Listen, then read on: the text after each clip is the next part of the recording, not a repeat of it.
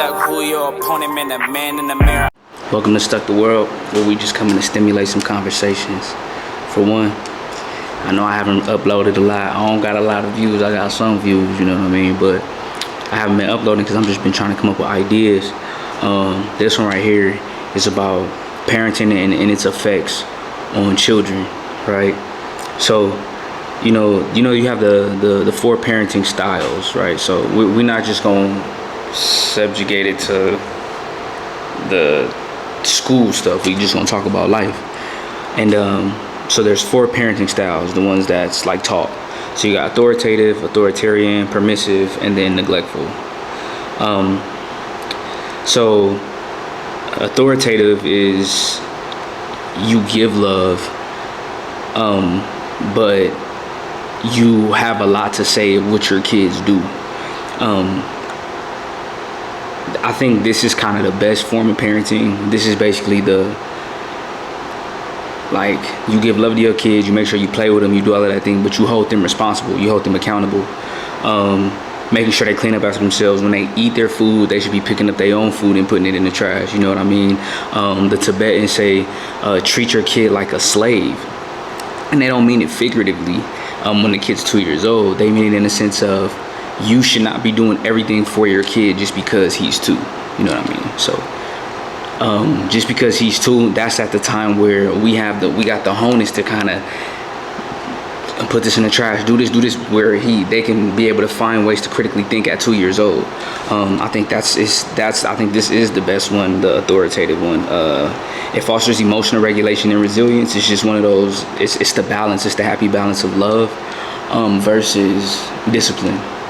The authoritarian parent is the low love, high expectations. So basically, it's you emphasize the obedience, all those things that I kind of described in authoritative, but there's no love, there's no play, there's no happiness. There's just, you need to be doing this, and this. I don't want to hear no ifs, ands, or buts about it. That's that all the time. You're like, well, Dad, why? And it's because I said so. So that's all the time. I would say in authoritative, it's every now and then, but you're able to explain yourself to the kids every now and then, to get the understanding of how to speak, how to talk, how to socialize with other people. The authoritarian parenting may lead to the rebellion, the kids running away, the high suicidal rates. So we have to be careful when we look in the mirror and we're like, hey, how am I parenting? Am I parenting the best way? I think this should be a thing. I think trying to parent, I think if you have kids, I do this channel because for parents, if you have kids, you need to invest your time in your kids, right? Just like how you want to make money, you want to make good money, you want to make a lot of money, you want your kids to be on the same accord as you. Let's go into permissive parenting. A lot of love, no discipline. Low discipline for that. So a few rules, few expectations, but you're giving a lot of love. So you're reinforcing a lot of not doing nothing behavior. They may have a hard time with authority when they're not taught in the home how to respond to authority. So I don't think we should make our kids slaves. I don't think they should be submissive. I think they should listen to their parents and they should respect their parents. And there is a cap to what I will do because I have respect for my parents. When I see old people, I don't laugh at old people. I have grandparents, you know what I mean? So I know that since that's at home, this is somebody else's probably grandparent as well. So I kind of learned that from the way I was parented, and that's kind of how I parent. When you're permissive, it could lead to issues with boundaries and self-discipline. When you just let your kids kind of do anything, they have a hard time with having discipline. So a lot of things I don't think people teach is discipline. You have to teach your kids discipline, and I don't mean in the sense of putting hands on your kids or reprimanding your kids. I mean it in the sense of that thing is there. I don't have to use it just because it's there. You know what I mean? I don't have to do this just because it's right here in my face. Disciplining yourself, teaching values. Yo, and if you want to support the movement, I have my digital books that I created in the description below for helping kids and parents and sports people alike. Peace. Yeah, so number 4 would be neglectful or uninvolved. Obviously, that one's in the title. If usually these are the parents that they don't really tell their kids like anything. It's usually the parents that's not really there. Usually the parents that's like on drugs or like super duper busy. So these are the kids that's like, prime example, those when we look at, and this isn't research based, but just hypothetically, you got a kid that's a school shooter. Parents come out and say, I don't know, I feel like he received everything. He got everything he wanted. You know what I mean? He was on a baseball team. He was on a football team. These aren't the depressed ones. I'm talking about and it could lean into that too. But then they end up doing something right, doing something wrong, school shooting, whatever. It's because of the lack of uninvolved parenting, the lack of love that's being given. I think a lot of people need to become mindful. I think parenting needs to be taught in school. Like, it's tough to kind of teach that in school, I guess. But it's like, when do you teach it? I don't know. But I think parenting is an art. I think communication and having relationships is an art. You have to be good at it, to maintain those relationships. There's also secure attachments and insecure attachments. I have an insecure attachment when it comes to all my relationships. I would say my mom was on the authoritative side, but she wasn't high warmth. Not a lot of nurturing going on. So I think I kind of fell in the space of having an insecure attachment. Avoiding. I kind of stay away from people. Low emotional intelligence. My mom used to just with me, get mad at me. You know what I mean? So I had to learn how to kind of cope, learn how to not be so emotional. That's one thing. I think in regards to parenting, I think, like I said, it's an art. The relationship of being a parent and having a child, allowing that child to voice their opinion, not because of their age, but just because they're human as well. I think we kind of lose those things when it comes to control and our emotions when it comes to parenting. I think you should be on your kids the first couple years of their life.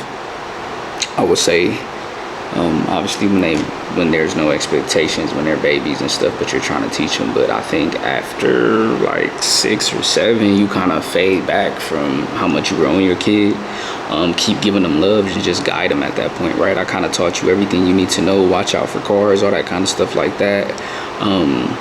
And obviously you're still a parent, right? So it doesn't mean that you stop parenting. It just means you kind of step back with the micro parenting as they get older.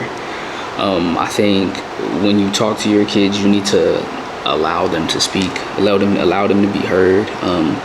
If changes need to be made based on the child's wants and it's warranted, I think you should do it. I think put your pride aside, put your ego to the side when it comes to raising your kids.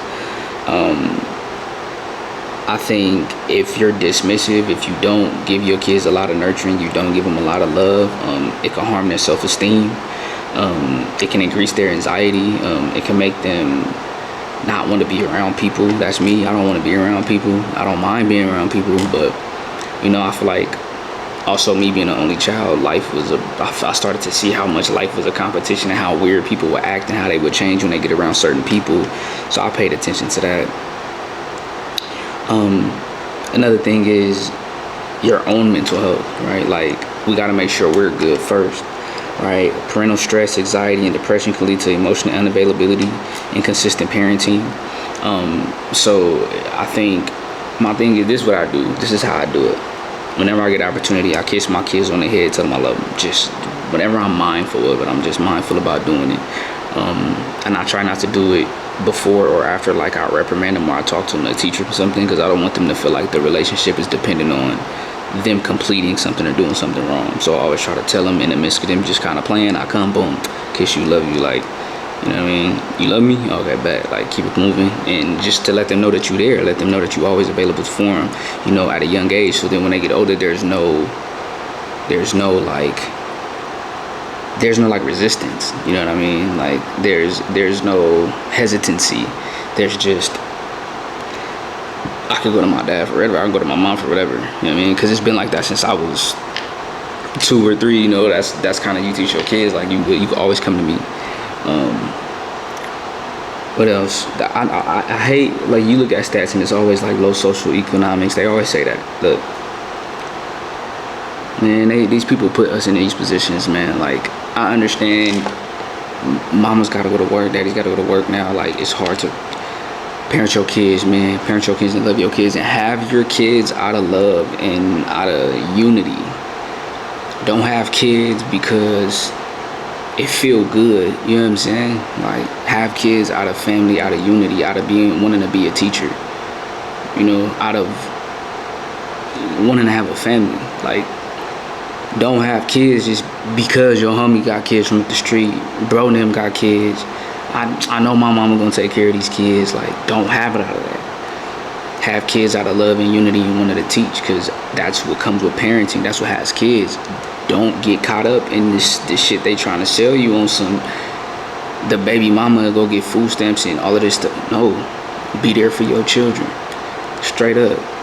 Don't have kids if you're not trying to take care of the kids, if you're not trying to teach the kids, if you're not trying to be in the kids' life.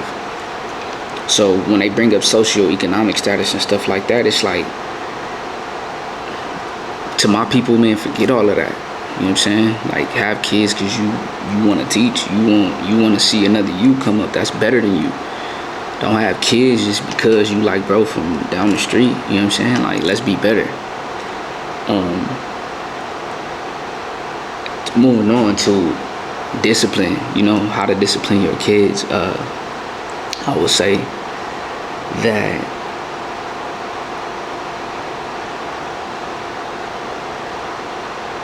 I'm all for, like, whoopings, spankings. I'm not into beating. If you look it up, they'll say harsh punishment is spanking. I think it just depends on what you're doing. I think it's levels to whoopings. That's how I look at it. Just as a black father, as a kid that was raised in a black household. I know Mexicans, they talk about the chancla. Like, you know, you get reprimanded when you growing up, you know. And it teaches a lot of discipline. I hate that they keep trying to preach like, oh, like, whoopings, blah, blah. We need to talk about the intensity of whoopings, the intensity of the discipline, because I think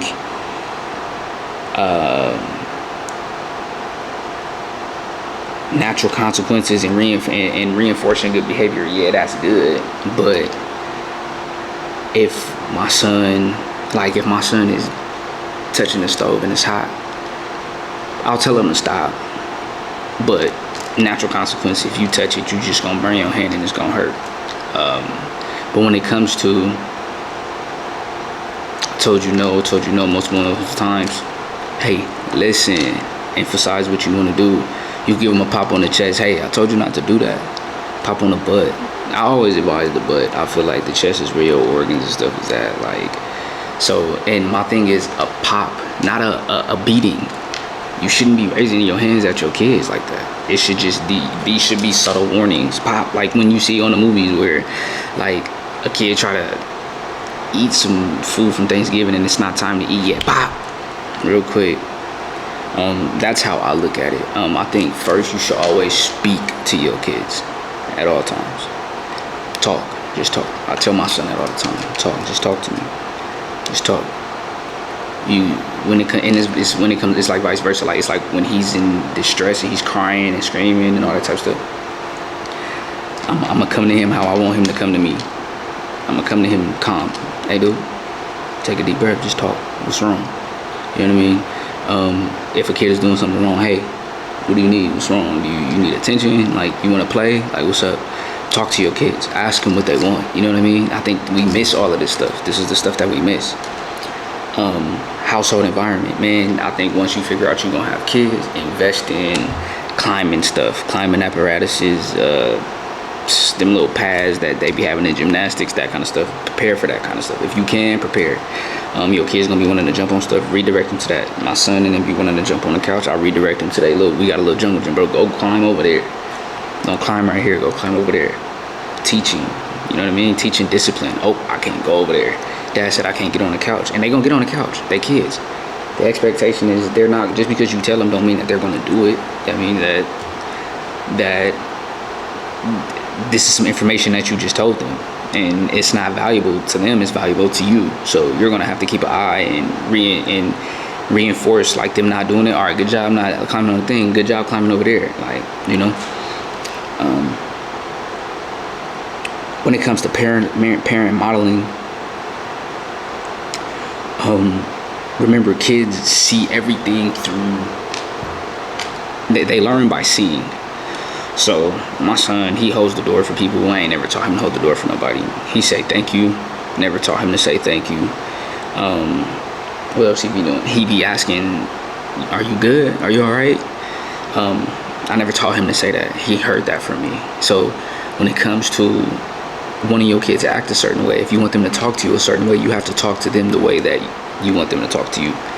Because if not, then they're going to resort to talking to you how you talk to them. So if you talk to them like, boy, you better woo woo, or little nigga woo woo woo, then he gonna be like, little nigga, can I say that? Like, woo woo. You know, it turns into, now he's becoming you. So you gotta alter that.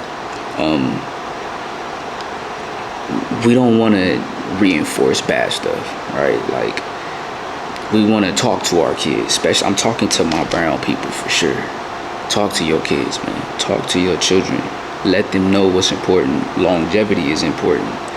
Being a good community is important, and more important. Not trying to have the biggest chain, not trying to have the most money. Like, the most money needs to be to help take care of people, not to flash and flex. We need to talk to our kids about this.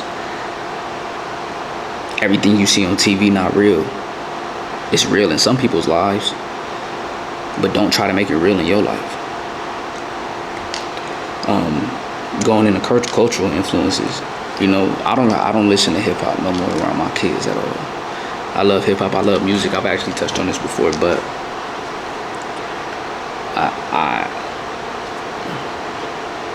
nah, you know what I mean. So I wish my son would walk in the house as a YN. You know what I'm saying? Like, what? You know what I mean? I never gangbang, none of that shit. I was around that stuff growing up. My son is nowhere near around that. So if you coming in here acting like that, you got another thing coming, bro. You tripping. Another thing I wanted to touch on, two more topics, man, and then we out of here. Tablets, TVs, screen time. It's delaying our kids. I think there's like a TV-induced autism, media-induced autism. Go look it up. Our kids are not like us. If you was born in 1995 or earlier, when there was the internet and stuff like that, but we were still outside. There wasn't YouTube. You didn't have immediate access to stuff. You had to wait until the basketball game came on. You had to wait until Moesha came on. You know what I mean? You had to wait until 101 came on. Ain't no just going and go to 101 and watch all the episodes. So I need y'all to pay attention. We've adjusted to the TV. The TV has now taken our imagination. It has taken away our way to socialize.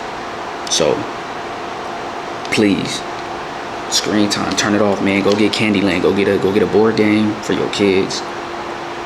Go get some cards. Go get some number games.